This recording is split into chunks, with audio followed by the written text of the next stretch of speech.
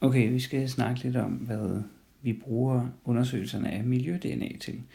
Miljø-DNA er det, vi også kalder eDNA for Environmental DNA.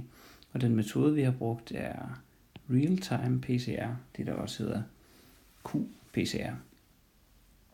Og i den her lille video vil jeg snakke lidt om, hvad eDNA er, og hvorfor vi skal forske i brugen af eDNA, hvad PCR-teknikken er, og hvad det her nye qPCR, hvad den teknik eller metode går ud på.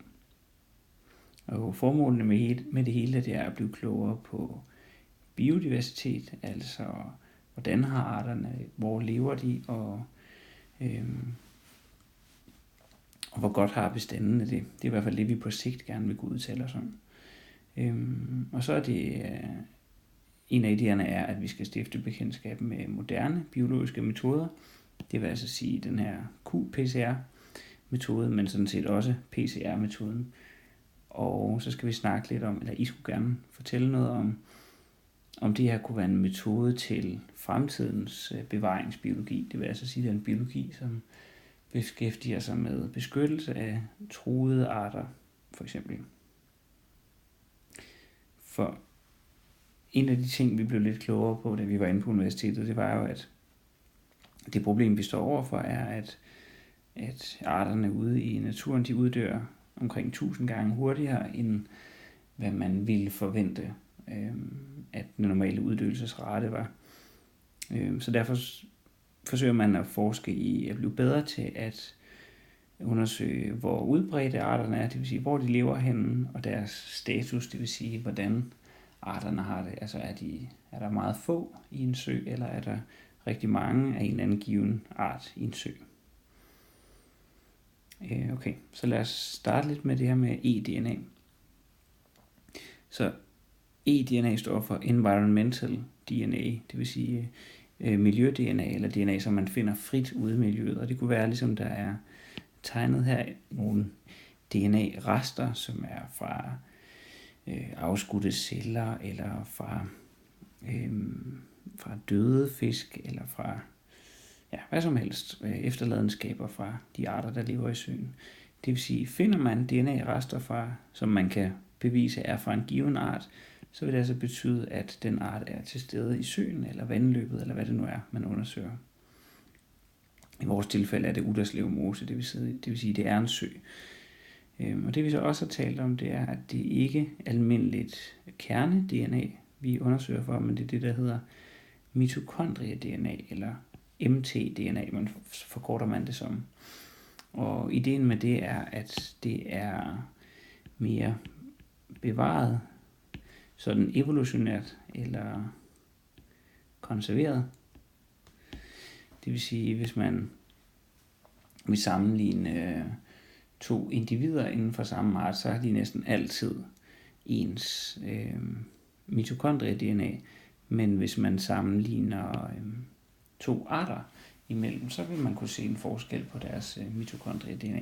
Så snart vi vil sammenligne arter, i stedet for at sammenligne individer inden for en art, så vil vi altså bruge mitokondrie-DNA'et, simpelthen fordi det igennem evolutionen er ændret mindre.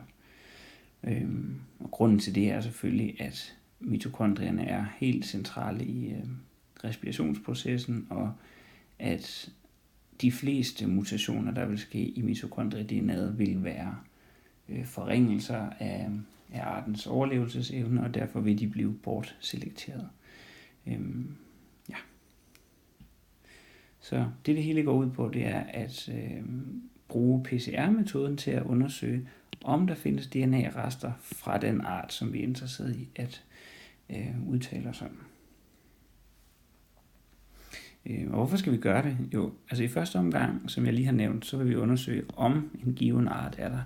Det vil sige, at vi bruger metoden kvalitativt og siger, er arboren i søen, eller er der ikke arbor i søen? Og det er selvfølgelig især interessant for de arter, der er fortalige eller truede. Men det man kunne forestille sig, det var, at hvis man forsker i den her metode og undersøger, hvor god den er, og forbedrer den, så kunne man måske gøre metoden til en kvantitativ metode.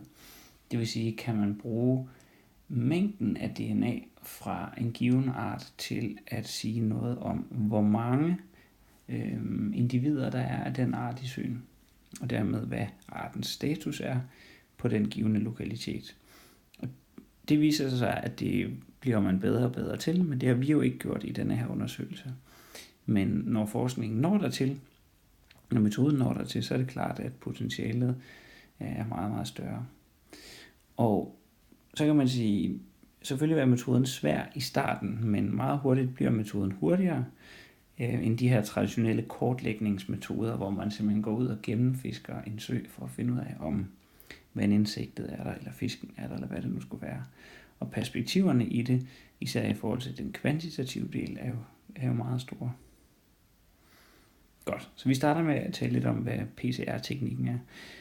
PCR står for Polymerase Chain Reaction, det vil sige, det er en kædereaktion. Og hvis vi lige tegner heroppe i koordinatsystemet, så vil vi gerne forøge antallet af DNA-kopier af en eller anden given DNA-sekvens. Så man forestiller sig, at vi starter med ganske få, og så når tiden går i vores PCR-maskine, så stiger antallet af DNA-kopier eksponentielt. Og det er også det, jeg har prøvet at skrive op herover, at DNA-mængden til slut, det er lige med start DNA-mængden gange med 2 i x. Det vil sige en eksponentiel funktion, hvor vi for hver cyklus får fordoblet vores DNA-mængde. Og vi skal lige tale om, hvordan det egentlig fungerer. Så herover har vi trin 1, vi har det dobbeltstrengede DNA. Og metoden går ud på, at man først opvarmer det til 95 grader, og der denaturerer DNA'et, det vil sige, at det bliver adskilt i 2 strenge, 2 enkeltstrengede DNA-molekyler. Og hvis man sænker temperaturen til omkring 55 grader, og man har tilsat nogle primer i sin opløsning, så vil de ved 55 grader sætte sig fast. Så nu prøver jeg at tegne primeren her. Det kunne være den ene, og det der kunne være den anden. Og primer er jo de her små RNA-stumper, og nogle gange kan det være DNA-stumper, som fortæller polymerasen, hvor den skal starte henne, og om den skal starte. Så i det her tilfælde, jeg har tegnet, der passer de røde primer, de passer og er komplementære til den sorte DNA-streng på det lille stykke herinde. Det vil sige, de er komplementære med hinanden, og de der er komplementære med hinanden. Godt. Så kommer den næste temperaturregulering, hvor vi sætter temperaturen op til 72 grader. Og ved 72 grader, der er det, at en DNA-polymerase, som hedder TAC-polymerase, det hedder den, fordi den kommer fra Thermophilus aquaticus, som er en bakterie, der lever varme steder. Den polymerase, den vil gerne sætte sig fast, så nu tegner jeg lige primeren igen på den ene streng og på den anden streng. Ved 72 grader, der begynder TAC-polymerasen derfra at køre den vej, og derfra at køre den vej. Og det polymerasen gør, det er jo en DNA-polymerase, det er, at den sætter nye DNA-baser på, som er komplementære til dem, som er på den sorte streng. Og det resulterer i den næste pil hernede, altså hernede, det er, at vi får fordoblet vores DNA-mængde. Det vil sige, at den her ene streng bliver til en dobbeltstrenget herover, og den der ene streng bliver til en dobbeltstrenget dernede. Starter vi så cyklusen forfra igen og opvarmer til 95 grader, så har vi dobbeltstrenget DNA igen. Nu har vi så dobbelt så mange, som vi havde lige før. Sænker vi temperaturen til omkring de her 55 grader, sætter primerne sig fast igen, og hæver vi temperaturen til 72 grader, vil TAC-polymerasen køre en gang til og fordoble DNA-mængden igen. Og når vi kører rundt her i vores PCR-cyklus, det er også derfor, der står cykler heroppe, hver gang man kører en omgang, så får man fordoblet DNA-mængden. Og kører man 20 omgange, har man hurtigt 1 million kopier, selvom man kun startede med en enkelt eller 2. Godt. Så skal vi prøve at tale lidt om, hvad qPCR-metoden er. Grundlæggende er det selvfølgelig det samme som før. Det er de samme temperaturreguleringer, man laver. Men det vi tilsætter nu er det, vi kalder en probe. Og en probe har jeg prøvet at tegne herover som den her grønne buede ting, hvor der er en fluorofor i den ene side. Det er den her, der lyser gult. Og så er der det, der hedder en quencher i den anden side. Og det mellemliggende stykke her er DNA-baser, som er komplementære til en del af target-sekvensen. Det vil sige, at de kan være komplementære til et lille stykke hernede. Quencherens rolle er, at når den sidder på samme molekyle som fluoroforen, så vil fluoroforen ikke lyse.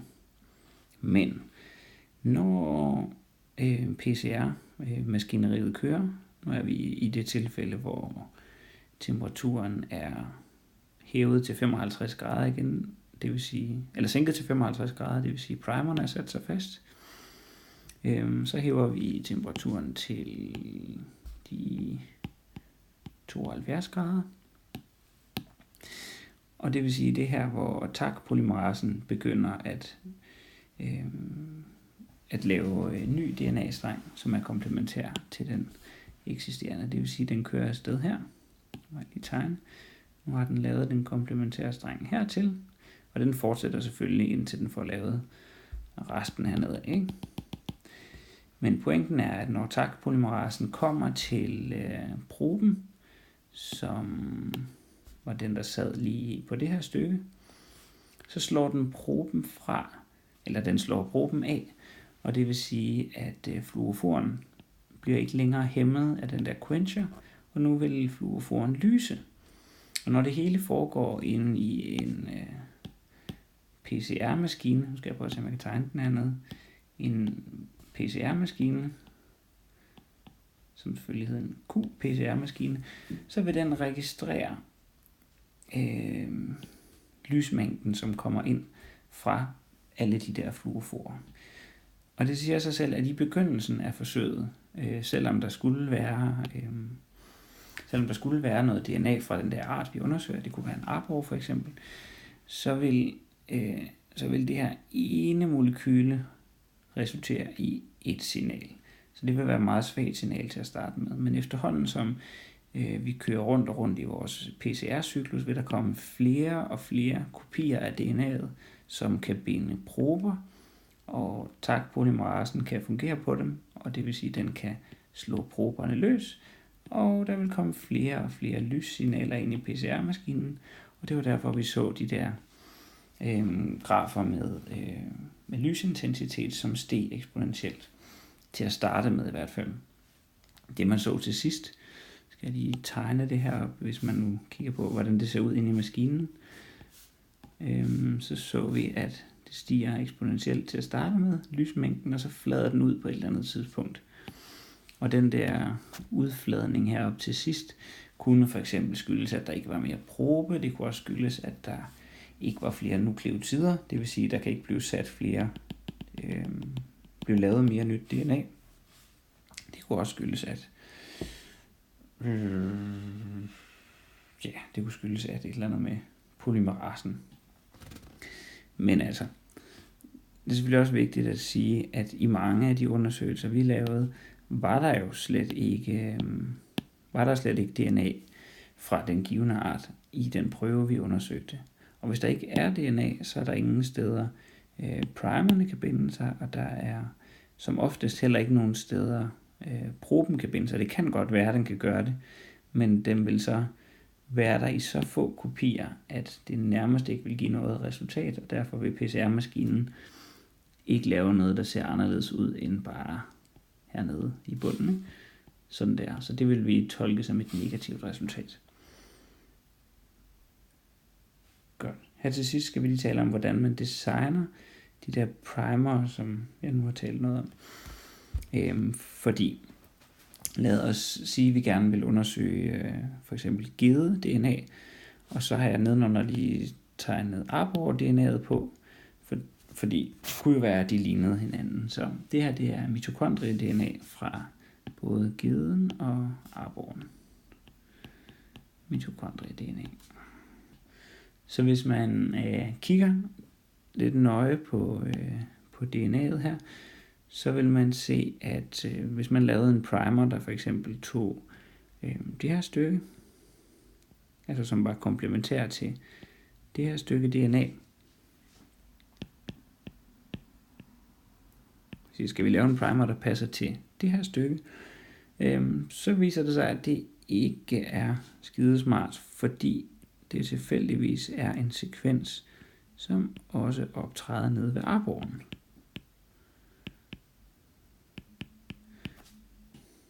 Ja, og det samme gør sig jo faktisk gældende herover på den her del og den her del. Så det gælder om i første omgang at have undersøgt sit mitokondrie-DNA. Man skal selvfølgelig have sekventeret både det fra geden og det fra arboren for at finde ud af, hvor er der en sekvens, som er unik for denne her art, det vil sige unik for gedearten. Og det man for eksempel kunne gøre her, det var at tage, skal jeg lige tegne her, GCCTTT, denne her sekvens i stedet for. Vi skal lige det her over der og der, og siger, det er der vi gerne vil have en primer, og tilsvarende kunne vi gøre det her over til og med det der G, sådan der, ikke? Og sige, her skal vi have primeren, skal jeg tegne det her i en anden farve, ikke? Skal vi have den ene primer her, og den anden primer, der går den der vej på den anden sekvens. Fordi de her sekvenser vil man ikke genfinde nede hos arboren. Så lad os lige viske dem ud, vi ikke kan bruge til noget. Det var alle de der blå. Sådan der. Og den her del af det har vi selvfølgelig ikke beskæftiget os med, fordi det er noget, der er lavet på forhånd af dem, som arbejder med det. Men det her understreger bare, at metoden kan jo godt have store potentialer og være rigtig smart, men den har stadigvæk et krav om, at altså udgangspunktet skal være, at vi har stort kendskab til basesekvensen af mitokondrie-DNA'et hos de arter, vi gerne vil undersøge.